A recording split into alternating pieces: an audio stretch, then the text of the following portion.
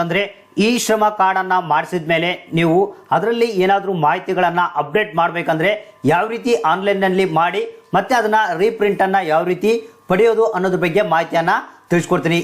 ಹೌದು ಫ್ರೆಂಡ್ಸ್, ನಿಮಗೆ ಗೊತ್ತಿರಬಹುದು ನಿನ್ನೆಲಿಂದನೇ ಈ ಶ್ರಮ ಕಾರ್ಡ್ಗೆ ಸಂಬಂಧಪಟ್ಟಂತ ಅಫಿಷಿಯಲ್ ವೆಬ್ಸೈಟ್ ಓಪನ್ ಆಗ್ತಾ ಇದೆ.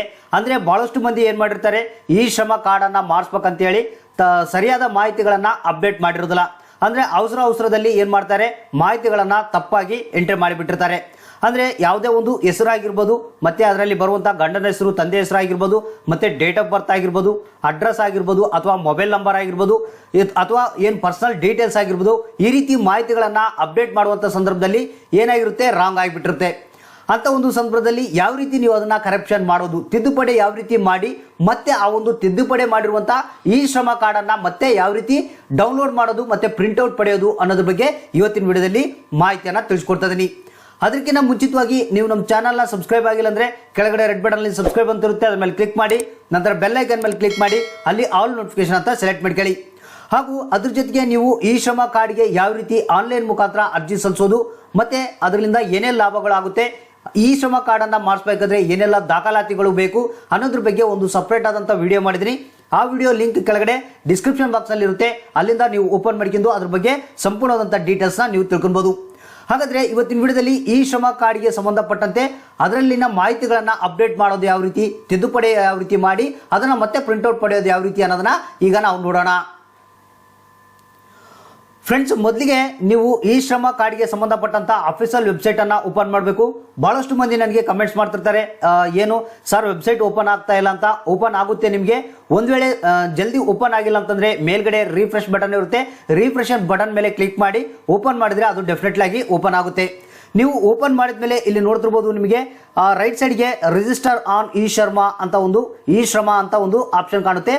ನೀವು ಇದನ್ನ ಹೊಸದಾಗಿ ಅಪ್ಲೈ ಮಾಡೋರು ಇದ್ರ ಮೇಲೆ ಕ್ಲಿಕ್ ಮಾಡಬೇಕು.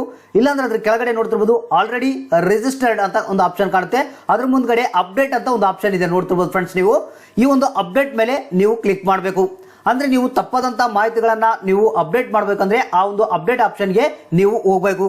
ನಂತರ ನೀವು ಏನು ನೀವು ಈ ಶ್ರಮ ಕಾರ್ಡ್ ಅನ್ನ ಮಾಡಿಸುವಂತ ಸಂದರ್ಭದಲ್ಲಿ ಆಧಾರ್ ಕಾರ್ಡ್ಗೆ ಲಿಂಕ್ ಆಗಿರುವಂತಹ ಮೊಬೈಲ್ ನಂಬರ್ನ ಕೊಟ್ಟಿರ್ತೀರಲ್ಲ, ಆ ಒಂದು ಮೊಬೈಲ್ ನಂಬರ್ನ ಇಲ್ಲಿ ಹಾಕಿ ನೀವೇನ್ ಮಾಡಬೇಕು, ನಂತರ ನಿಮಗೆ ಇಲ್ಲಿ ಕ್ಯಾಪ್ಚರ್ ಕೋಡ್ ಕಾಣುತ್ತೆ, ಕ್ಯಾಪ್ಚರ್ ಕೋಡ್ ಅನ್ನ ಹಾಕಿ ಸೆಂಡ್ OTP ಅಂತ ನೀವು ಕ್ಲಿಕ್ ಮಾಡಬೇಕು. ಫ್ರೆಂಡ್ಸ್, ನಂತರ ನೀವು ಕೊಟ್ಟಂತ ಮೊಬೈಲ್ ನಂಬರ್ಗೆ ಒಂದು OTP ಬರುತ್ತೆ, ಆ OTP ನ ಹಾಕಿ ಇಲ್ಲಿ ಸಬ್ಮಿಟ್ ಅಂತ ಕ್ಲಿಕ್ ಮಾಡಬೇಕು. ಫ್ರೆಂಡ್ಸ್, ಸಬ್ಮಿಟ್ ಅಂತ ಕ್ಲಿಕ್ ಮಾಡಿದ್ಮೇಲೆ ಇಲ್ಲಿ ಮತ್ತೆ ನಿಮ್ಮ ಆಧಾರ್ ಕಾರ್ಡ್ ನಂಬರ್ ಕೇಳುತ್ತೆ. ಆಧಾರ್ ಕಾರ್ಡ್ ನಂಬರ್ನ ಹಾಕಿ ಇಲ್ಲಿ ಐ ಅಗ್ರಿ ಅಂತ ಇದೆ ನೋಡಿ ಫ್ರೆಂಡ್ಸ್, ಬಾಕ್ಸ್ ನ ಸೆಲೆಕ್ಟ್ ಮಾಡ್ಕೊಂಡು ಸಬ್ಮಿಟ್ ಅಂತ ನೀವು ಕ್ಲಿಕ್ ಮಾಡಬೇಕು. ಫ್ರೆಂಡ್ಸ್, ಸಬ್ಮಿಟ್ ಅಂತ ಕ್ಲಿಕ್ ಮಾಡಿದ್ಮೇಲೆ ಮತ್ತೆ ಆಧಾರ್ ಕಾರ್ಡ್ಗೆ ಲಿಂಕ್ ಆಗಿರುವಂತಹ ಮೊಬೈಲ್ ನಂಬರ್ಗೆ ಒಂದು OTP ಬರುತ್ತೆ. ಆ OTP ನ ಇಲ್ಲಿ ಎಂಟ್ರಿ ಮಾಡಿ ವ್ಯಾಲಿಡೇಟ್ ಅಂತ ಕೆಳಗಡೆ ಇದೆಯಲ್ಲ ಇದ್ರ ಮೇಲೆ ಕ್ಲಿಕ್ ಮಾಡಬೇಕು. ಫ್ರೆಂಡ್ಸ್, ನಂತರ ನೋಡಿದಿರಬಹುದು ಇಲ್ಲಿ ವ್ಯಾಲಿಡೇಟ್ ಅಂತ ಕ್ಲಿಕ್ ಮಾಡಿದ್ಮೇಲೆ ನೀವು ಏನು ಈ ಶ್ರಮ ಕಾರ್ಡ್ ಅನ್ನ ನೀವು ಮಾಡಿಸಿರ್ತೀರಾ, ಅಂದ್ರೆ ಆ ಒಂದು ರಿಜಿಸ್ಟ್ರೇಷನ್ ಫಾರ್ಮ್ ನ ಯಾವ ರೀತಿ ಫುಲ್ಫಿಲ್ ಮಾಡಿರ್ತೀರಾ ಅದಕ್ಕೆ ಸಂಬಂಧಪಟ್ಟಂತೆ ಸಂಪೂರ್ಣವಾದಂತಹ ಡೀಟೇಲ್ಸ್ ಏನಿದೆ ಇಲ್ಲಿ ಕಂಡು ಬರುತ್ತೆ. ಫ್ರೆಂಡ್ಸ್, ನೀವು ಈ ಡೀಟೇಲ್ಸ್ ನ ನೋಡಬಹುದು, ಇಲ್ಲಿ ಸಂಪೂರ್ಣವಾದಂತಹ ಡೀಟೇಲ್ಸ್ ಕಂಡು ಬರುತ್ತೆ. ನೀವು ಕೆಳಗಡೆ ನಂತರ ಇಲ್ಲಿ ನೋಡ್ತಿರ್ಬೋದು continue to enter other details ಅಂತ ಇದೆಯಲ್ಲ, ಜಸ್ಟ್ ಇದ್ರ ಮೇಲೆ ನೀವು ಕ್ಲಿಕ್ ಮಾಡಬೇಕು. ಫ್ರೆಂಡ್ಸ್, ಮೊದಲೇ ಕಾಲಂನಲ್ಲಿ ನಿಮಗೆ ಪರ್ಸನಲ್ ಇನ್ಫಾರ್ಮೇಶನ್ ನಲ್ಲಿ ಏನಾದರೂ ತಿದ್ದುಪಡಿ ಮಾಡ್ಬೇಕಂತಿದ್ರೆ ಈ ಒಂದು ಪರ್ಸನಲ್ ಇನ್ಫಾರ್ಮೇಶನ್ ನ ನೀವು ತಿದ್ದುಪಡಿ ಮಾಡಬಹುದು.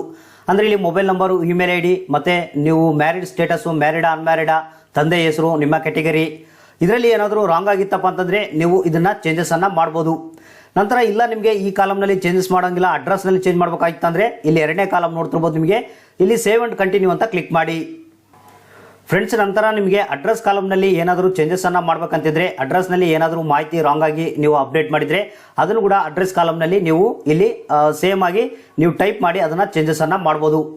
ಇಲ್ಲಿ ಅಡ್ರೆಸ್ ಕಾಲಂನಲ್ಲಿ ಇಲ್ಲಪ್ಪ ಅಂತಂದ್ರೆ ನಿಮಗೆ ನೆಕ್ಸ್ಟ್ ಎಜುಕೇಶನ್ ಕಾಲಂನಲ್ಲಿ ಏನಾದರೂ ಚೇಂಜಸ್ ಅನ್ನ ಮಾಡ್ಬೇಕಂತಿದ್ರೆ ಇಲ್ಲಿ ನೆಕ್ಸ್ಟ್ ನೀವು ಸೇವ್ ಅಂಡ್ ಕಂಟಿನ್ಯೂ ಅಂತ ಕ್ಲಿಕ್ ಮಾಡಿ. ಅಂದ್ರೆ ಇಲ್ಲಿ ನೀವು ನೆನಪು ಮೇಲೆ ಇಟ್ಕೊಂಡಿರ್ಬೇಕು, ಎಲ್ಲ ನೀವು ಹೊಸದಾಗಿ ಏನು ಯಾವ ರೀತಿ ಅಪ್ಲೈ ಮಾಡ್ತಾ ಇರ್ತೀರಾ ಅದೇ ರೀತಿ ಅಪ್ಲೈ ಮಾಡೋಕೆ ಆಪ್ಷನ್ ಬರುತ್ತೆ. ಅಂದ್ರೆ ಅದರಲ್ಲೇ ನೀವು ಕರೆಕ್ಷನ್ ಮಾಡೋದು ಇರುತ್ತೆ ನಿಮಗೆ. ಅಂದ್ರೆ ತಪ್ಪದಂತ ಮಾಹಿತಿಗಳನ್ನ ನೀವು ಅಪ್ಡೇಟ್ ಮಾಡಬಹುದು. ಫ್ರೆಂಡ್ಸ್, ನಂತರ ನಿಮಗೆ ಎಜುಕೇಶನ್ ಕಾಲಂನಲ್ಲಿ ಏನಾದರೂ ರಾಂಗ್ ಮಾಡಿದ್ರೆ ನೀವು ಅದನ್ನು ಕೂಡ ಇಲ್ಲಿ ಅಪ್ಡೇಟ್ ಮಾಡಬಹುದು. ಇಲ್ಲಿ ನೋಡ್ತಿರ್ಬೋದು ನಿಮ್ಮ ಎಜುಕೇಶನ್ ನಲ್ಲಿ ಏನಾದರೂ ರಾಂಗ್ ಆಗಿತ್ತಂದ್ರೆ ಅದನ್ನು ಚೇಂಜಸ್ ಅನ್ನ ಮಾಡಬಹುದು. ಮತ್ತೆ ಇನ್ಕಮ್ ಸ್ಲ್ಯಾಬ್ ನಲ್ಲಿ ಕೂಡ ನೀವು ಚೇಂಜಸ್ ಅನ್ನ ಮಾಡಬಹುದು. ನಂತರ ಇದನ್ನ ಚೇಂಜ್ ಮಾಡಿದ್ಮೇಲೆ ಸೇವ್ ಅಂಡ್ ಕಂಟಿನ್ಯೂ ಅಂತ ಮತ್ತೆ ಕ್ಲಿಕ್ ಮಾಡಿ. ನಂತರ ನಿಮಗೆ ಇಲ್ಲ ನಮಗೆ ಅಕ್ಯುಪೇಷನ್ ಅಂಡ್ ಸ್ಕಿಲ್ ಡೀಟೇಲ್ಸ್ ನಲ್ಲಿ ಏನಾದರೂ ರಾಂಗ್ ಹಾಕಿದ್ರೆ ನೀವು ಅದನ್ನು ಕೂಡ ನೀವು ಚೇಂಜ್ ಮಾಡಬಹುದು. ಅಂದ್ರೆ ನಿಮ್ಮ ಕೆಲಸ ಯಾವುದು ಅಂತ ಸೆಲೆಕ್ಟ್ ಮಾಡೋದ್ರಲ್ಲಿ ಏನಾದರೂ ರಾಂಗ್ ಮಾಡಿದ್ರೆ ಮತ್ತೆ ನಿಮ್ಮ ಕೆಲಸದ ಕೋಡ್ ಏನಾದರೂ ರಾಂಗ್ ಹಾಕಿದ್ರೆ ಇದನ್ನ ಕೂಡ ನೀವು ಚೇಂಜಸ್ ಅನ್ನ ಮಾಡಬಹುದು. ಅಂದ್ರೆ ಇಲ್ಲಿ ಅಕ್ಯುಪೇಷನ್ ಅಂಡ್ ಸ್ಕಿಲ್ಸ್ ಅಂತ ಒಂದು ಆಪ್ಷನ್ ಕಾಣುತ್ತೆ, ಇಲ್ಲಿ ನೋಡ್ತಿರ್ಬೋದು ನಿಮಗೆ ಜಸ್ಟ್ ಒಂದು ಐ ಮಾರ್ಕ್ ಬಟನ್ ಕಾಣುತ್ತೆ, ಅದ್ರ ಮೇಲೆ ಇಲ್ಲಿ ಕ್ಲಿಕ್ ವ್ಯೂ ಅಂತ ಒಂದು ಆಪ್ಷನ್ ಬರುತ್ತೆ, ಜಸ್ಟ್ ಇದ್ರ ಮೇಲೆ ನೀವು ಕ್ಲಿಕ್ ಮಾಡಬೇಕು. ಫ್ರೆಂಡ್ಸ್, ನೀವು ಇಲ್ಲಿ ನಿಮ್ಮ ಕೆಲಸಗಳು ಯಾವುವು ಅಂತ ನೀವು ಈ PDF ಫಾರ್ಮೆಟ್ ಓಪನ್ ಮಾಡಿದ್ಮೇಲೆ ಇಲ್ಲಿ ನೋಡ್ತಿರ್ಬೋದು ಸರಿಯಾದ ನಿಮ್ಮ ಕೆಲಸ ಯಾವುದು ಅಂತ, ನೀವು ಏನು ಕೆಲಸ ಮಾಡ್ತಾ ಇದ್ದೀರಾ ಅನ್ನೋದನ್ನ ಸರಿಯಾದ ರೀತಿಯಲ್ಲಿ ಚೆಕ್ ಮಾಡ್ಕೊಬೇಕು. ಯಾಕಂದ್ರೆ ಇದನ್ನ ಆಗಲೆಲ್ಲ ಅಪ್ಡೇಟ್ ಮಾಡೋಕೆ ನೀವು ಹೋಗಬಾರ್ದು, ಮತ್ತೆ ಒಂದ್ಸಲ ಮಾತ್ರ ನೀವು ಅಪ್ಡೇಟ್ ಮಾಡಿದ್ರೆ ಬೆಟರ್ ಅಂತ ಹೇಳ್ತೀನಿ. ಇಲ್ಲಿ ನಿಮ್ಮ ಕೆಲಸ ಯಾವುದು ಅಂತ ನೀವು ನೋಡ್ಕೊಂಡು ನೀವೇನ್ ಮಾಡಬೇಕು, ಆ ಒಂದು ಕೆಲಸ ಮತ್ತೆ ಆ ಒಂದು ಕೋಡ್ ಅನ್ನ ಕರೆಕ್ಟ್ ಆದ ರೀತಿಯಲ್ಲಿ ನೀವು ಹಾಕಬೇಕು. ಫ್ರೆಂಡ್ಸ್, ನಿಮ್ಮ ಕೆಲಸ ಯಾವುದಂತ ನೀವು ಕರೆಕ್ಟಾಗಿ ನೋಡಬೇಕು, ಮತ್ತೆ ಕೆಲಸದಲ್ಲಿ ಎಷ್ಟು ಎಕ್ಸ್ಪೀರಿಯನ್ಸ್ ಅನ್ನ ಹೊಂದಿದ್ರಾ, ಎಷ್ಟು ವರ್ಷದಿಂದ ಈ ಕೆಲಸ ಮಾಡ್ತಾ ಇದ್ದೀರಾ ಅನ್ನೋದನ್ನ ಹಾಕಬೇಕು. ನಂತರ ಕೆಲಸದ ಕೋಡ್ ಅನ್ನ ನೀವು ಇಲ್ಲಿ ಹಾಕಿ ಏನ್ ಮಾಡಬೇಕು, ಇದರಲ್ಲಿ ಏನಾದರೂ ರಾಂಗ್ ಮಾಡಿದ್ರೆ ಈ ರೀತಿಯಾಗಿ ನೀವು ಕರೆಕ್ಷನ್ ಅನ್ನ ಮಾಡಬಹುದು.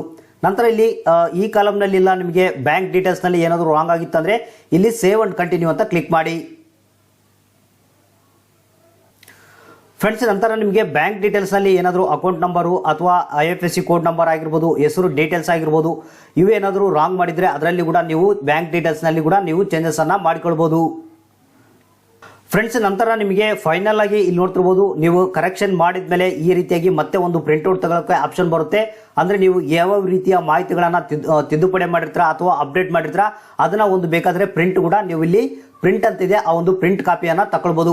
ಇಲ್ಲಿ ಒಂದು ಮಾತ್ರ ಗಮನ ಇಡಬೇಕು, ನೀವು ಇಲ್ಲಿ ಫೋಟೋ ಮಾತ್ರ ಚೇಂಜ್ ಆಗೋದಿಲ್ಲ, ಅದು ಒಂದು ಮಾತ್ರ ಆಪ್ಷನ್ ನಿಮಗೆ ಇಲ್ಲ, ಉಳಿದಂತ ಎಲ್ಲ ಆಪ್ಷನ್ಗಳು ಇಲ್ಲಿ ಇರುತ್ತೆ ನಿಮಗೆ. ಅಂದ್ರೆ ಯಾವುದೇ ಒಂದು ಏನು ಈ ಶ್ರಮ ಕಾರ್ಡ್ ನಲ್ಲಿ ಅಪ್ಡೇಟ್ ಮಾಡೋದಕ್ಕೆ ಆಪ್ಷನ್ ಅನ್ನ ಕೊಡಲಾಗಿದೆ, ಅವನ್ನ ಬೇಕಾದ ಮಾಹಿತಿಗಳನ್ನ ನೀವು ಅಪ್ಡೇಟ್ ಕೂಡ ಮಾಡಬಹುದು. ಇಲ್ಲಿ ಈ ಒಂದು ಪ್ರಿಂಟ್ ಕೂಡ ನೀವು ಪಡೆಯೋದಕ್ಕೆ ಆಪ್ಷನ್ ಕೊಡಲಾಗಿದೆ, ಇದನ್ನ ಪ್ರಿಂಟ್ಔಟ್ ಕೂಡ ನೀವು ತೆಗೆದುಕೊಳ್ಬಹುದು. ಫ್ರೆಂಡ್ಸ್, ನಂತರ ನಿಮಗೆ ಫೈನಲ್ ಆಗಿ ಇಲ್ಲಿ ಸಬ್ಮಿಟ್ ಅಂತ ಬಟನ್ ಇದೆ ನೋಡ್ತಿರ್ಬೋದು, ಇಲ್ಲಿ ಐ ಅಂಡರ್ಟೇಕಿಂಗ್ ಅಂತ ಕಾಲಮ್ ಇರುತ್ತೆ, ಇದನ್ನ ಸೆಲೆಕ್ಟ್ ಮಾಡ್ಕೊಂಡು ಸಬ್ಮಿಟ್ ಅಂತ ಜಸ್ಟ್ ಕ್ಲಿಕ್ ಮಾಡಬೇಕು. ಸಬ್ಮಿಟ್ ಅಂತ ಕ್ಲಿಕ್ ಮಾಡಿದ್ರೆ ನಿಮಗೆ ಸೇಮ್ ಆಸ್ ಏನು ನಿಮಗೆ ಹೊಸದಾಗಿ ಈ ಶ್ರಮ ಕಾರ್ಡ್ಗೆ ಅಪ್ಲೈ ಮಾಡಿದಾಗ ಯಾವ ರೀತಿ ಪ್ರಿಂಟ್ಔಟ್ ಬರುತ್ತೆ ಅದೇ ರೀತಿ ಪ್ರಿಂಟ್ಔಟ್ ಬರುತ್ತೆ, ಆ ಒಂದು ಪ್ರಿಂಟ್ಔಟ್ನ ನೀವು ತೆಗೆದುಕೊಳ್ಬೇಕಾಗುತ್ತೆ. ಫ್ರೆಂಡ್ಸ್, ಈ ರೀತಿಯಾಗಿ ನೀವು ಈ ಶ್ರಮ ಕಾರ್ಡ್ನಲ್ಲಿ ಏನಾದರೂ ಇನ್ಫಾರ್ಮೇಶನ್ ರಾಂಗ್ ಆಗಿದ್ರೆ ಅಥವಾ ಅಪ್ಡೇಟ್ ಅನ್ನ ಮಾಡಬೇಕಂತಿದ್ರೆ ಈ ರೀತಿಯಾಗಿ ಅಪ್ಡೇಟ್ ಮಾಡಿ ಮತ್ತೆ ಅದೇ ಒಂದು ಈ ಶ್ರಮ ಕಾರ್ಡ್ ಅನ್ನ ಪ್ರಿಂಟ್ಔಟ್ ನ ಪಡಿಬಹುದು ಮತ್ತೆ ಡೌನ್ಲೋಡ್ ಕೂಡ ಮಾಡಬಹುದು. ಇದಕ್ಕೆ ಸಂಬಂಧಪಟ್ಟಂತೆ ಏನೇ ಡೌಟ್ಸ್ಗಳು ಇತ್ತಪ್ಪ ಅಂತಂದ್ರೆ ಮೇನ್ ಪೇಜ್ಗೆ ಬಂದು ಇಲ್ಲಿ ಹೆಲ್ಪ್ ಡೆಸ್ಕ್ ನಂಬರ್ ಅಂತ ಇದೆ ನೋಡ್ತಿರ್ಬೋದು, ಈ ನಂಬರ್ಗೆ ಕರೆ ಮಾಡೋದ್ರ ಮುಖಾಂತರ ನಿಮಗೆ ಏನೇ ಡೌಟ್ಗಳು ಇತ್ತಪ್ಪ ಅಂತಂದ್ರೂ ಕೂಡ ನೀವು ಕ್ಲಿಯರ್ ಮಾಡ್ಕೊಳ್ಬಹುದು. ಫ್ರೆಂಡ್ಸ್, ಈ ವಿಡಿಯೋ ಈ ಮಾಹಿತಿ ಇಷ್ಟ ಆಗಿತ್ತಂದ್ರೆ ಒಂದು ಲೈಕ್ ಮಾಡಿ, ತಪ್ಪದೆ ನಿಮ್ಮ ಸ್ನೇಹಿತರಿಗೆ ಬಂಧು ಮಿತ್ರರಿಗೆ ಎಲ್ಲರಿಗೆ ಈ ವಿಡಿಯೋನ ಶೇರ್ ಮಾಡಿ.